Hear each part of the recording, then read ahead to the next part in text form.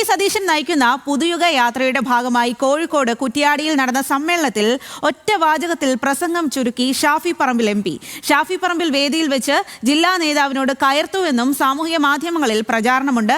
എന്നാൽ സമയക്കുറവ് മൂലം ഷാഫി ഉൾപ്പെടെയുള്ള നേതാക്കളുടെ പ്രസംഗം വെട്ടിച്ചുരുക്കുകയായിരുന്നുവെന്ന് നേതാക്കൾ വിശദീകരിച്ചു. പ്രിയപ്പെട്ടവരെ, ഞാൻ പ്രസംഗിക്കുന്നില്ല. ഒറ്റ വാചകം പ്രതിപക്ഷ നേതാവിനോട് പറയുന്നു. 100-ൽ കൂടുതൽ എണ്ണുമ്പോ കുറ്റ്യാടി എണ്ണിക്കോളൂ എന്ന് ഈ വേദിയിൽ പറയുന്നു. അഭിവാദ്യങ്ങൾ.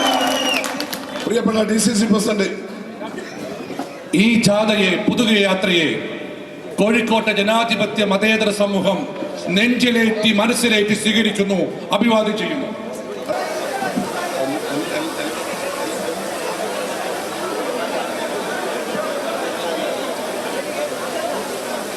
ഏറ്റവും പ്രിയങ്കരനായ അധ്യക്ഷൻ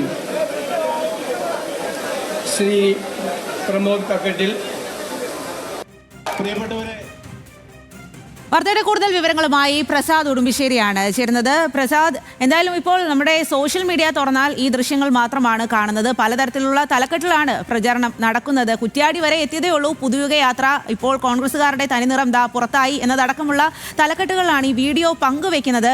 ശരിക്കും എന്താണ് അവിടെ സംഭവിച്ചത്?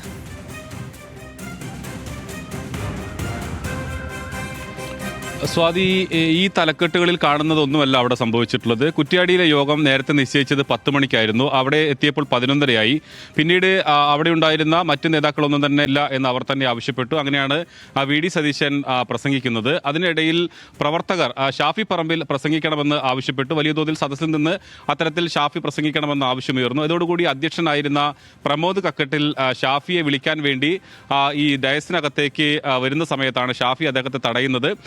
ഞാനിപ്പോൾ പ്രസംഗിക്കുന്നില്ല എന്ന് പറഞ്ഞ് തടയുകയാണ് ചെയ്തിട്ടുള്ളത്. അതിനുശേഷം പിന്നീടും ഈ VD സതീശൻ പ്രസംഗിച്ചതിന് ശേഷവും ഷാഫി പ്രസംഗിക്കണമെന്ന് വലിയ തോതിൽ ആവശ്യമുയർന്നതോടുകൂടി ഒരു വാചകത്തിൽ അദ്ദേഹം പ്രസംഗം അവസാനിപ്പിക്കുകയാണ് ചെയ്തത്. പക്ഷേ സാമൂഹ്യ മാധ്യമങ്ങളിലെല്ലാം തന്നെ വരുന്നത് തന്നെ പ്രസംഗിക്കാൻ വിളിക്കാത്തതിന് ഷാഫി പറമ്പിൽ കയർത്തു, ജില്ലാ നേതാവിനോട് കയർത്തു എന്നുള്ളതാണ്.